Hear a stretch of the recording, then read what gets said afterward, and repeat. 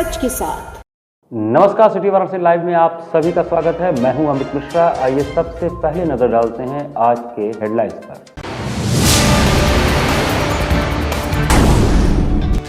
पैगंबर मोहम्मद साहब के जन्म दिवस पर निकली जुलूस मोहम्मदी, वतन में अमन और शांति के लिए की गई दुआ।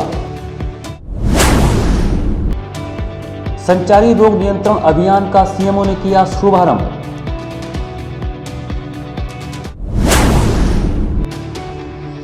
लौरा में स्थित श्री गायत्री मंदिर का भव्य वार्षिक श्रृंगार, निकली भव्य कलश यात्रा। और शाहजहांपुर कोर्ट के अंदर अधिवक्ता की हत्या के मामले को लेकर वाराणसी के अधिवक्ताओं में उबाल। और अब खबर विस्तार से। पैगंबर मोहम्मद साहब के जन्म दिवस पर वाराणसी के कई क्षेत्रों में जुलूस मोहम्मद निकाला गया। साथ ही देश और विश्व में शांति की कामना भी की गई। पैगंबर मोहम्मद साहब के जन्मदिवस के अवसर पर पूरे शहर में जश्न का माहौल रहा। शहर के सभी मुस्लिम बाहुल्य क्षेत्रों में जुलूस निकाला गया। सुबह रेवड़ी तालाब से निकाले गए जुलूस के मोहम्मदी में राष्ट्रीय ध्वज तिरंगा के साथ इस्लामिक झंडों को लहराते बच्चे, बूढ़े और जवान मदहे सहाबा पढ़ते हुए चल रहे थे।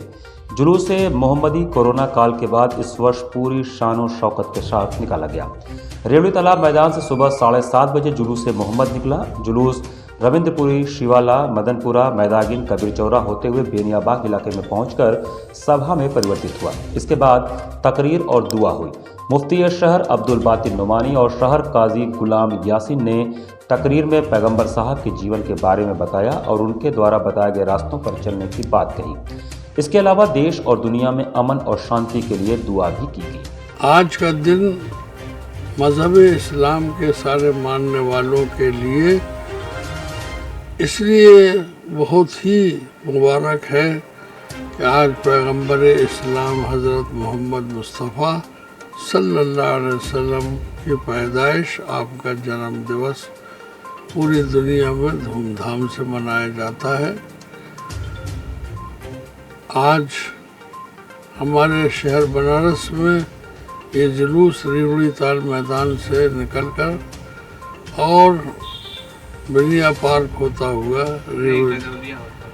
दौलिया और होता हुआ ये वापस रेवड़ी तालाब पहुंचा है। आज के दिन हम लोगों का पैगंबर इस्लाम के आने की खुशी में पूरे उल्लास और पूरे जोश के साथ सारे मुसलमान मनाते हैं। आज हम सब ने मिलकर इस जश्न के खुशी के मौके पे अपने महान देश भारत के लिए दुआएं की हैं और अपने सूबा उत्तर प्रदेश के लिए हम लोगों ने उन्नति और आपसी भाईचारा और मोहब्बत के लिए बहुत दुआएं की हैं और एक दूसरे को मुबारकबाद और बधाइयाँ दी। सरकार की पैदाइश में जुलूस मोहम्मदी जो ये उठता है, ये उन्हीं की खुशियों को मतलब जो है उसके मतलब जो सालगिरह कह लीजिए, यौम पैदाइश है या मतलब मुसलमान का सबसे खुशी का दिन जो है वो आज का है। मुसलमान के घरों में आज से बड़ी खुशी पूरे साल में ईद और बकरीद से बड़ी खुशी होती है। रेवड़ी तालाब मैदान पर से निकलता है और ये रेवड़ी तालाब गौरीगंज होता हुआ रविंद्रपुरी कॉलोनी, शिवाला होते हुए, अग्रवाल रेडियो होते हुए, गोदौलिया होते हुए, चौक होते हुए, मैदागिन होते हुए, कबीर चौरा होते हुए, बेनिया से फिर रेवड़ी तालाब मैदान तक पहुंचता है। कितने लोग लगभग? अब इसकी तादाद तो बता नहीं सकते, ये तो कम से कम संख्या रहती है। मतलब जितने भी मुसलमान जो सुन्नी मुसलमान हैं वो रोड पे अपना खुशी का इजहार अपने बच्चों के साथ कर रहे हैं, चले आते हैं, निकल आते हैं। उसकी कोई गिनती की तादाद तो नहीं है। पैगंबर मोहम्मद साहब की पैदाइश की पूर्व संध्या पर सोमवार को पूरा शहर रंग बिरंगे झालरों की रोशनी से नहा उठा। मरकजी यौमुन्नवी कमेटी की ओर से सोमवार रात जुलूस निकाला गया। ईशा की नमाज के बाद जुलूस बेनियाबाग के हड़हा मैदान से निकला। जुलूस में कई अंजुमन के लोग शामिल हुए। अध्यक्ष शकील अहमद बबलू और जनरल सेक्रेटरी जियाउद्दीन अहमद खान के नेतृत्व में बेनियाबाग से होते हुए जुलूस दाल मंडी से गुजरा। तब उस पर फूलों की बारिश हुई। जुलूस उठने से पहले मौलाना मुफ्ती जकीउल्लाह अज़दुल कादरी ने तकरीर की। जुलूस सराय हड़ा, छत्ता तले, नारियल बाजार, दाल मंडी, नई सड़क, मस्जिद खुदा बख्श, कुरैश बाग मस्जिद, उस्ताद बिस्मिल्लाह खां मार्ग से होते हुए भीखा शाह गेट पर पहुंचकर समाप्त हुआ। यहाँ नातिया का मुकाबला भी हुआ। जुलूस में शामिल नबी के दीवाने नातिया तरानों पर झूमते दिखे। जुलूस मार्ग पर भव्य गेट बना था। नाते पाक की धुन से एक अलग नुरानी रंग छा गया था। सरकार की आमद मरहबा, दिलदार की आमद मरहबा के नारों से पूरी फिजा गुलजार थी। बड़े बुजुर्ग बच्चे सफ़ेद कुर्ता पैजामा और हरी पगड़ियों में थे। दालमंडी, मदनपुरा, नई सड़क, रेवड़ी तालाब, बेनिया रोड, सरैया, लोहता, बजरडिया सहित अन्य क्षेत्र में भी रंग बिरंगी रोशनी की गई थी, जिससे पूरा का पूरा क्षेत्र जगमगा रहा था। इस दौरान मुस्लिम समाज के लोगों ने कुरान पाक की तिलावत की और कोरोना से निजात की दुआ मांगी। दालमंडी में नाइस ज्वेलरी स्थित कदीमी पीतल का फाटक बनाया गया है। यहाँ पर दूर दूर से लोग इसे देखने के लिए आ रहे थे।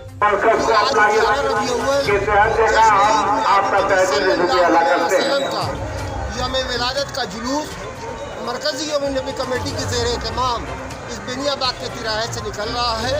क्योंकि कोविड गाइडलाइन के हिसाब से मरकज़ ने भी अपना इंतज़ाम किया है और हमारा यह पूरा प्रोग्राम पूरी रात नशरगाह से लेते हुए बेनिया बाग के मैदान तक और जहाँ से जुलूस उठ रहा है, अंजुमनों का रात भर नाते पाक का नजराना पेश होना। शाहजहांपुर कोर्ट के अंदर अधिवक्ता भूपेंद्र सिंह की गोली मारकर हुई हत्या के विरोध में वाराणसी के कचहरी में अधिवक्ताओं ने शासन प्रशासन से अधिवक्ताओं की सुरक्षा की अपेक्षा के साथ प्रदर्शन किया। शाहजहांपुर में कोर्ट के अंदर अधिवक्ता भूपेंद्र सिंह की गोली मारकर की गई हत्या को लेकर वाराणसी के अधिवक्ताओं में जबरदस्त आक्रोश दिखा। उन्होंने कचहरी परिसर में सुरक्षा व्यवस्था चुस्त दुरुस्त करने की मांग की। अधिवक्ता राजा आनंद ज्योति सिंह ने कहा कि शाहजहांपुर में कोर्ट के अंदर अधिवक्ता भूपेंद्र सिंह की गोली मारकर हत्या कर दी गई। आज उसी को लेकर के प्रशासन को हम लोग जगाने का कार्य कर रहे हैं कि जिस तरीके से कोर्ट के अंदर कोई असलहा लेकर घुस जा रहा है, यह कोई नई घटना नहीं है। अब इसके पहले दिल्ली के कोर्ट में भी गोली चल चुकी है और प्रशासन वकीलों के प्रति एकदम लापरवाह है। पूरे प्रदेश में कोर्ट के बाहर सिर्फ 2 होमगार्ड बैठा दे रहे हैं। वकील आ रहे हैं, क्लाइंट आ रहे हैं, असलहा लेकर भी लोग आ जा रहे हैं। किसी को कोई मतलब नहीं है। प्रशासन को जगाने के लिए हम लोग यह कार्य कर रहे हैं, क्योंकि पूर्व में वाराणसी के कचहरी परिसर में भी 2 बड़े बम ब्लास्ट हो चुके हैं और कई अधिवक्ता हम लोगों के बीच छोड़कर चले गए हैं। इसी के मद्देनजर यहाँ पर भी उचित व्यवस्थाएं होनी चाहिए। प्रदर्शन करने वालों में प्रमुख रूप से विवेक पांडे, प्रदीप दुबे, श्री प्रकाश सिंह, राघवेंद्र सिंह, जुलूम सिंह, धीरेन्द्र सिंह सहित दर्जनों की संख्या में अधिवक्ता गण मौजूद थे। शाहजहांपुर में भूपेंद्र सिंह की हत्या कोर्ट परिसर में गोली मार के कर दी गई है। उसी को लेकर आज हम लोग आपस में लामबंद होके और प्रशासन को जगाने के लिए कि नहीं, कोर्ट परिसर के अंदर जिस प्रकार ये घटनाएं हो रही हैं, ये पहली घटना नहीं है। पूर्व में कई घटनाएं ऐसी हो चुकी हैं जो कोर्ट परिसर के अंदर, अभी हाल में दिल्ली में भी कोर्ट परिसर के अंदर गोली चल चुकी है और प्रशासन वकीलों के प्रति एकदम लापरवाह है। न्यायालय पूरे प्रदेश में जितने भी न्यायालय हैं वहाँ पर बाहर 2 होमगार्ड बैठा दे रहे हैं। होमगार्ड आ रहे हैं, वकील जा रहे हैं, क्लाइंट आ रहे हैं, असलाह लेके आ रहे हैं, बारूद लेके आ रहे हैं कि गांजा लेके आ रहे हैं। कोई मतलब नहीं, कोई तलाशी नहीं हो रही, कोई छानबीन नहीं हो रही, कोई जांच नहीं हो रही है। तो प्रशासन को जगाने के लिए कि नहीं, बनारस है, यहाँ भी इस प्रकार की घटनाएं हो सकती हैं, क्योंकि पूर्व में यहाँ 2 बम ब्लास्ट जैसी बड़ी घटनाएं हो चुकी हैं। तो उसके मद्देनज़र यहाँ पर उचित व्यवस्था, कानूनी व्यवस्था होनी चाहिए। वाराणसी के मुख्य चिकित्सा अधिकारी डॉक्टर वीबी सिंह ने मंगलवार को संचारी रोग नियंत्रण के लिए एंटी लार्वा छिड़काव दल को हरी झंडी दिखाकर रवाना किया। वाराणसी में सर्किट हाउस जिला मुख्यालय से संचारी रोग नियंत्रण अभियान की आज शुरुआत की गई। सीएमओ डॉक्टर वीबी सिंह ने संचारी रोग नियंत्रण के लिए एंटी लार्वा छिड़काव दल को हरी झंडी दिखाकर रवाना किया। यह दल शहर के विभिन्न गली मोहल्लों में जाकर एंटी लार्वा दवाओं का छिड़काव करेगा और आशा एवं आंगनबाड़ी कार्यकर्त्री घर घर जाकर डेंगू, मलेरिया, चिकनगुनिया और कोरोना वायरस की जानकारी जुटाने और उसके बाद उन जानकारियों को संबंधित विभागों से अवगत कराने का कार्य करेंगी। डॉक्टर सिंह ने बताया कि संचारी रोग उन्मूलन अभियान उन माध्यमों को खत्म करने के लिए चलाया जाता है जो कि रोगों के वाहक होते हैं, जैसे कि मलेरिया के वाहक डेंगू मच्छर, कालाजार के सैंड फ्लाई आदि का उन्मूलन करने के लिए साफ सफाई और दवाओं का छिड़काव किया जाता है। वहीं दस्तक अभियान एक सर्वे जैसा अभियान है जिसमें आशा कार्यकर्ता आदि घर घर जाकर लोगों को साफ सफाई के लिए जागरूक करते हैं। यह देखने की कोशिश करते हैं कि कोई मरीज तो नहीं है। मरीज मिलने पर उसमें रोग पैदा होने के कारणों को जानने की कोशिश की जाती है। हर जगह हमारे जो ब्लॉक लेवल में या शहरों में दो लोगों की टीमें बना करके आशा उनके साथ एक और रहेगी। ये लोग घर घर जाएंगी और घर घर जाने के बाद आइडेंटिफाई करेंगी फीवर के केसेस कितने हैं और उनको आइडेंटिफाई करें, उन घरों में स्टिकर लगाएगी कितने बच्चे हैं जो टीकाकरण से वंचित है और कोविड लाइक सिम्टम्स जिनको है जैसे सांस फूलना खांसी के साथ उनको आइडेंटिफाई करेंगी। उसके बाद जो हमारे टीबी के केसेस हैं जो उसको भी आइडेंटिफाई करेंगी और जो टीकाकरण में जो एडल्ट में कोविड के टीकाकरण से छूटे हैं, इसके पहले भी अभियान चला था जी, उन सबको आइडेंटिफाई करके एक हमको पूरे ज़िले की एक एक्सट्रैक्टेड फिगर मिल जाएगी जिससे उसमें हम लोग निरोधात्मक कार्रवाई भी करेंगे और उसके आवश्यकता अनुसार अगर कोई मरीज मिलता है तो उसका इलाज भी करेंगे। उदय प्रताप कॉलेज के छात्र छात्राओं ने एग्रीकल्चर विभाग को ICAR एफिलिएटेड करने की मांग को लेकर लगातार दूसरे दिन मंगलवार को भी धरना दिया। ICAR को लेकर आंदोलनरत उदय प्रताप कॉलेज के छात्र छात्राओं का धरना दूसरे दिन मंगलवार को भी जारी रहा। इस दौरान छात्र छात्राओं द्वारा प्रशासनिक भवन पर विरोध प्रदर्शन किया गया। उन्होंने मांग किया कि उनके एग्रीकल्चर विभाग को ICAR एफिलिएटेड नहीं किया गया, जिसके बाद छात्रों द्वारा लगातार विरोध प्रदर्शन किया जा रहा है। उनका कहना है कि इस मामले में कॉलेज प्रशासन द्वारा कई दिनों से उन्हें झूठा आश्वासन दिया जा रहा है। धरना प्रदर्शन कर रहे समीर सिंह विशाल ने बताया कि अभी तक हम लोग जब से धरने पर बैठे थे तो कल प्राचार्य के द्वारा लिखित सूचना दिया जा रहा था, लेकिन इसके पहले भी कॉलेज द्वारा लिखित आश्वासन दिया गया था, लेकिन कुछ नहीं हुआ। अब हम लोग अनिश्चितकालीन धरने पर बैठे हैं। जब तक ICAR एफिलिएटेड नहीं हो जाती है तब तक हम लोग धरना से नहीं उठेंगे। धरना देने में वो छात्र हैं जो सुबह 7 बजे से लेके शाम 4 बजे तक पढ़ते हैं, उसके बाद रूम पे जाके 8 बजे से 2 बजे रात तक पढ़ते हैं। वो छात्र आज धरने पे बैठे हैं, तब भी कॉलेज प्रशासन कॉलेज प्रचार हम लोगों की बात नहीं मानने के तैयार है। अगर आपकी मांगे पूरी नहीं होगी तो जब तक अब मांगे नहीं पूरी करेंगे तब तक ये आंदोलन चलता रहेगा। ये आंदोलन यदि बात नहीं मानते हैं तो आमरण अनशन में भी तब्दील हो जाएगा। इसके लिए कोई प्रशासनिक अधिकारी कॉलेज प्रशासन कल बात कर रही थी, आश्वासन देने की बात कर रही थी। इससे पहले भी आश्वासन, लिखित आश्वासन दिए थे वो 7 दिनों का, उसमें जब कुछ कार्रवाई ही नहीं हुआ, 3 महीने बीत गया, तो अब लिखित आश्वासन लेने का क्या ही मतलब है। हम लोग इस बार धरने पे बैठे हैं जब तक ऐसे सारे लोग फाइल नहीं कर देते हैं, ऐसे प्रथम प्रक्रिया नहीं पूरा कर देते हैं, तब तक हम लोग छात्र नेता और सभी छात्राएं धरने पर से नहीं उठे। आम आदमी पार्टी के बढ़ते जनाधार से उत्तर प्रदेश की योगी सरकार घबरा चुकी है। यह कहना है आम आदमी पार्टी के सह प्रभारी उत्तर प्रदेश अभिनव राय का। आम आदमी पार्टी के सह प्रभारी उत्तर प्रदेश अभिनव राय ने प्रेस वार्ता कर मौजूदा सरकार के खिलाफ जमकर निशाना साधा। साथ ही कहा कि मौजूदा योगी सरकार को आम आदमी पार्टी के बढ़ते जनाधार से घबराहट हो रही है। तिरंगा संकल्प यात्रा पूरे प्रदेश में होने से योगी सरकार के आंखों को यह खटकने लगा है। वह इसी कड़ी में वाराणसी में 21 अक्टूबर को संकल्प तिरंगा यात्रा होना है, जिसमें सांसद संजय सिंह शिरकत करने वाले हैं, जिसके लिए प्रशासन की अनुमति नहीं मिली। वहीं दूसरी तरफ प्रियंका गांधी की रैली व अन्य पार्टियों को यात्रा रैली की परमिशन दी जा रही है। इस बात से अंदाजा लगाया जा सकता है कि मौजूदा सरकार को आम आदमी पार्टी से चुनाव में घबराहट की स्थिति है। वो आम आदमी पार्टी के संकल्प यात्रा, जिसमें बिजली, शिक्षा, पानी, रोजगार, स्वास्थ्य जैसे मुद्दों के वादे से है। आम आदमी के उत्तर प्रदेश सह प्रभारी अभिनव राय ने बताया कि हमें प्रशासन अनुमति चाहे न दे, लेकिन हम 21 अक्टूबर को तिरंगा यात्रा जरूर निकालेंगे। तिरंगा संकल्प यात्रा जनता को मुफ्त बिजली देने का संकल्प है। यह तिरंगा संकल्प यात्रा जनता को मुफ्त पानी देने का संकल्प है। यह तिरंगा संकल्प यात्रा जनता को मुफ्त दवाइयाँ, इलाज, ऑपरेशन, जांच देने का संकल्प है। यह तिरंगा यात्रा वर्ल्ड क्लास शिक्षा देने का संकल्प है। यह तिरंगा यात्रा और भी बहुत सारे वो कार्य जो दिल्ली में किए जा रहे हैं, उन सब चीज़ों को उत्तर प्रदेश में भी लागू करने का संकल्प है। इनकी अगुवाई में होना था प्रदेश में और कहाँ कहाँ पे पूरी तैयारी थी?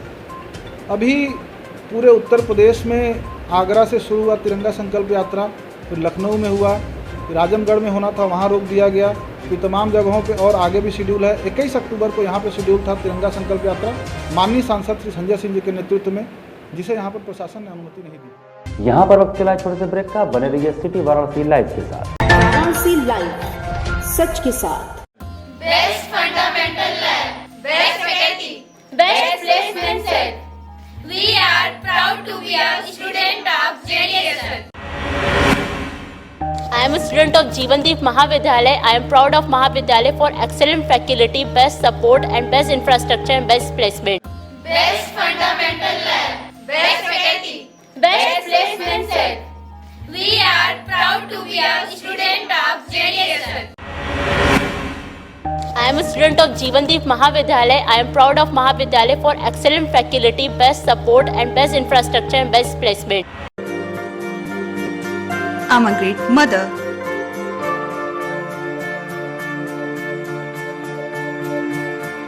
I'm living a life with purpose. Because I'm providing the best education to my child. And that's the Swami Harsevanand Public School.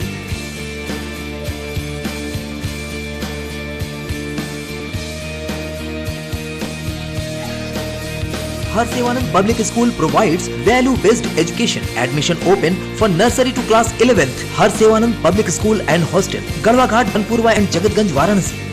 हम तोड़ेंगे ये सन्नाटा, करेंगे बात आपकी, बात बना रहे।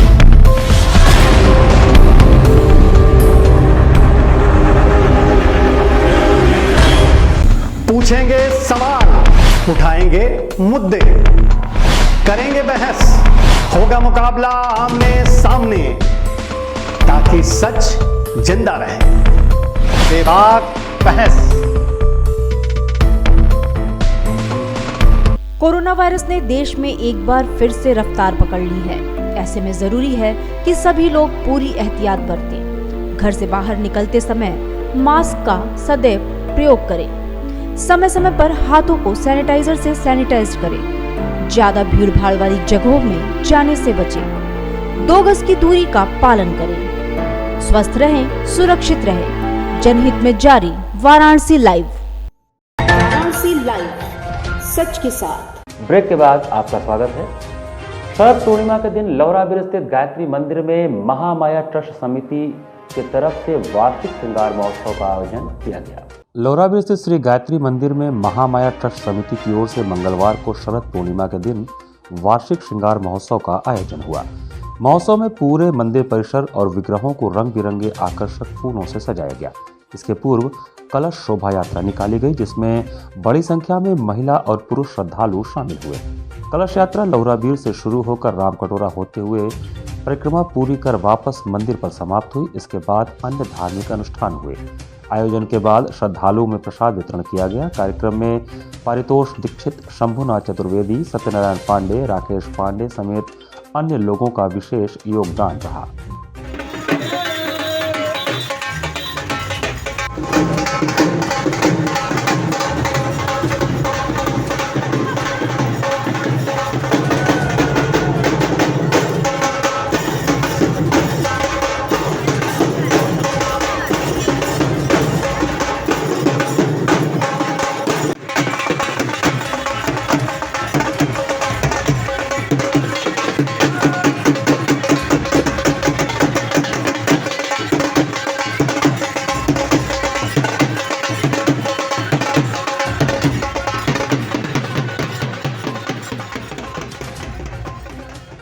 ओंकार भवन सुंदरपुर में रामनगर औद्योगिक एसोसिएशन और यूपी सीडा के संयुक्त तत्वावधान में बैठक व कैंप का आयोजन हुआ। रामनगर औद्योगिक एसोसिएशन और यूपी सीडा के संयुक्त तत्वावधान में बैठक व कैंप ओंकार भवन सुंदरपुर में आहूत की गई। अध्यक्षता रामनगर औद्योगिक एसोसिएशन के अध्यक्ष देव भट्टाचार्य ने किया। कार्यक्रम में मुख्य अतिथि क्षेत्रीय प्रबंधक यूपी सीडा ने सरकार द्वारा बनाई गई नई नीतियों पर विस्तार से बताया और उद्यमियों की समस्याओं को सुना। समस्याओं को सुनने के बाद यूपीएसआईडीसी के क्षेत्रीय प्रबंधक आशीष नाथ ने कहा कि उद्यमियों की जितनी भी समस्याएं हैं उसे तत्काल दूर किया जाएगा और इनकी सुविधाओं का पूरा ध्यान रखा जाएगा। कार्यक्रम में विशिष्ट अतिथि उपायुक्त उद्योग गौरव मिश्रा थे। अध्यक्षता करते हुए एसोसिएशन के अध्यक्ष देव भट्टाचार्य ने कहा कि रामनगर औद्योगिक एसोसिएशन का मूल उद्देश्य उद्यमियों के हितों की रक्षा करना एवं उद्योग को सुचारू रूप से चलाने में उनका सहयोग करना। समय समय पर एसोसिएशन इस तरह के बैठक करके उद्यमियों को जागरूक करने का कार्य करती है, जिससे उद्यमियों को अपना उद्योग चलाने में सहूलियत प्रदान हो सके।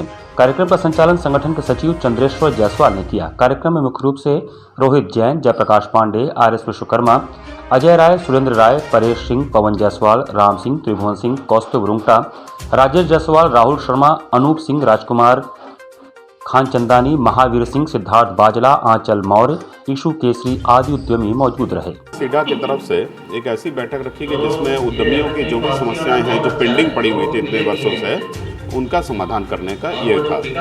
इस बैठक में वो अपनी समस्याओं को रखें और यूपी सीडा ने कुछ नए नियम जो अभी परिवर्तन किए हैं उद्यमिता के विकास के लिए, उन नियमों को भी इन्होंने बताया।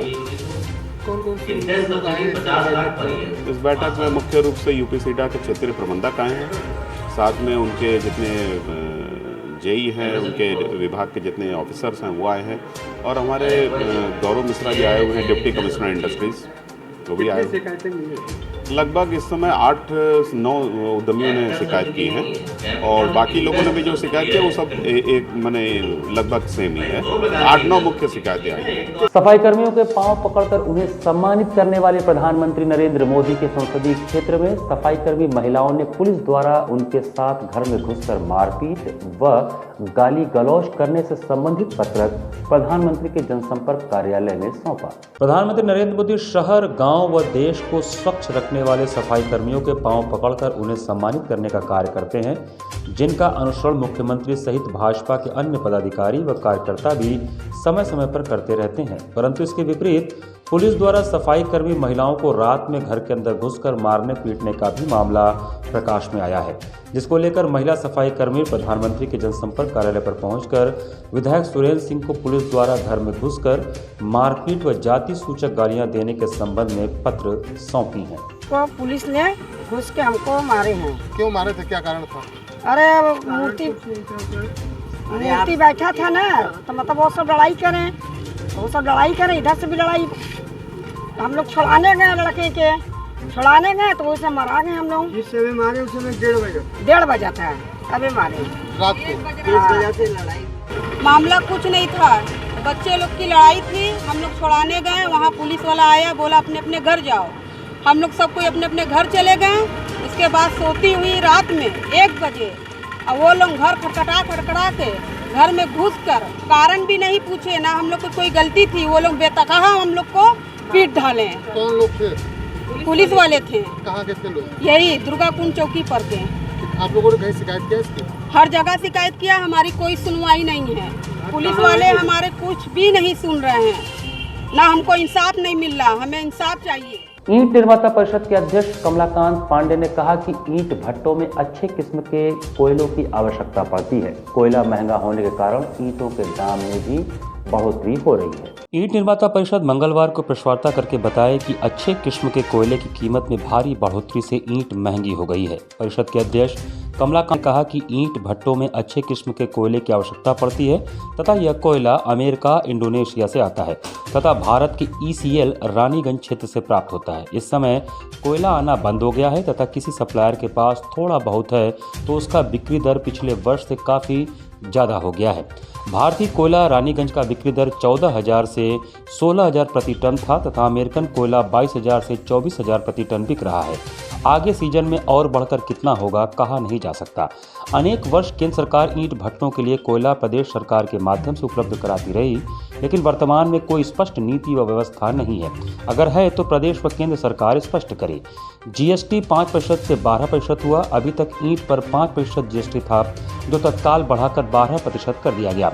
यह उचित नहीं है। वर्ष 2008 में संपूर्ण भारत में मात्र उत्तर प्रदेश सरकार ने वाणिज्य कर बढ़ाकर 4% से 12% किया था, जिसे भारी विरोध के कारण सरकार को वापस लेना पड़ा। पत्रकार वार्ता में उपाध्यक्ष ओम प्रकाश बदलानी, महामंत्री शिव प्रकाश सिंह, कोषाध्यक्ष हीरालाल यादव, मंत्री हीरानंद लखमानी, मनसाराम आहूजा, कैलाशनाथ पटेल शामिल थे। एक ही है जो 8,000-9,000 रुपये प्रति मीट्रिक टन का कोयला 16,000 हो गया। जो 12,000 का अमेरिकन कोयला मिल जाता था वो 22,000 से 24,000 मीट्रिक टन हो गया। और जो इंडोनेशिया का कोयला हमें मिलता था बढ़िया किस्म का, वो भी 18,000 20,000 रुपये मीट्रिक टन हो गया है। जबकि ये ऑफ सीजन है, जब सीजन शुरू हो जाएगा तो क्या स्थिति होगी, पहली चीज़। दूसरी चीज़, कि जीएसटी जो भट्ठों पर 5% था उसको उठा करके सीधे 12% कर दिया गया। अब टैक्स बढ़ गया, कोयला हम देंगे नहीं। अगर हम मजबूरी में दूने तिगुने दाम पर कोयला खरीदेंगे तो दूने तिगुने दाम पर अगर हम ईंट बेचेंगे तो आप मुझे क्या कहेंगे? हम तो सरकार से आप लोगों के माध्यम से ये मांग करते हैं कि हमें कोयला सीधे हमको जब हमारी रजिस्टर्ड फर्म है, वैध भट्ठा है, हम आपसे मांग करते हैं कि सीधे हमें कोयला जैसे पहले मुहैया कराया जाता था, आज के 15 साल पहले, 12 साल पहले, 16 साल पहले हमको कोयला हमें कोई मार्केट में बेचना थोड़ो है। मार्केट में बेचना तो है नहीं, हमको जितना हम कंज्यूम कर सकते हैं हमें उतना कोयला सरकार दे दे और उससे ज़्यादा हमें चाहिए नहीं। उत्तर प्रदेश जायसवाल सर्ववर्गीय महासभा अयोध्या से 11 नवंबर से राजनीतिक जागरण यात्रा शुरू करेगा, जो पूरे अवध सहित पूर्वांचल, पश्चिमी उत्तर प्रदेश व बुंदेलखंड से भी शुरू होगा। उत्तर प्रदेश जायसवाल सर्ववर्गीय महासभा द्वारा आगामी 11 नवंबर से भगवान राम की नगरी अयोध्या से राजनीतिक जागरण यात्रा शुरू की जाएगी, जो पूरे अवध क्षेत्र में जाएगी। इसके बाद इसे पूर्वांचल, पश्चिमी उत्तर प्रदेश व बुंदेलखंड में शुरू किया जाएगा। उत्तर प्रदेश के बाद इसे अन्य राज्यों में शुरू किया जाएगा। इसके बाद मतदाता जागरूकता अभियान भी चलाया जाएगा। अखिल भारतीय जायसवाल सर्ववर्गीय महासभा के राष्ट्रीय महामंत्री, उत्तर प्रदेश व महाराष्ट्र के प्रभारी अटल कुमार गुप्ता ने एक पत्रकार वार्ता में यह जानकारी देते हुए कहा कि इस यात्रा का मुख्य उद्देश्य अपने समाज में राजनीतिक जागरण पैदा करते हुए सभी राजनीतिक पार्टियों को मजबूर कर देना है कि वे जायसवाल समुदाय को विधानसभा में सीटों की संख्या का 10% टिकट जरूर दें, और विशेषकर जहां अपने समुदाय की बहुलता में कानपुर, इलाहाबाद, लखनऊ, गोरखपुर, बनारस, देवरिया इत्यादि क्षेत्र से टिकट जरूर दें। वाराणसी क्षेत्र में 2 टिकट जायसवाल समुदाय को दिया जाए। 11 नवंबर 2021 को हम लोग राजनीतिक जागरण यात्रा और मतदाता जागरूकता अभियान मर्यादा पुरुषोत्तम भगवान श्री राम की पावन नगरी अयोध्या से प्रारंभ करेंगे। उसी दिन हमारे कुल देवता राजराजेश्वर भगवान सहस्त्रबाहु अर्जुन की जन्म जयंती है। वो कार्यक्रम अयोध्या में भी आयोजित होगा, वहाँ पर हम लोग भाग लेंगे। फिर यात्रा हमारी गोंडा जाएगी, जहाँ के टाउन हॉल में विस्तृत आयोजन हमारे कुल देवता राजराजेश्वर भगवान सहस्त्रबाहु अर्जुन के जन्मोत्सव का आयोजन किया गया है। इसी के साथ सिटी वाराणसी लाइव का यह संस्करण में समाप्त करते हैं। आप सभी से मैं आज्ञा लेता हूं।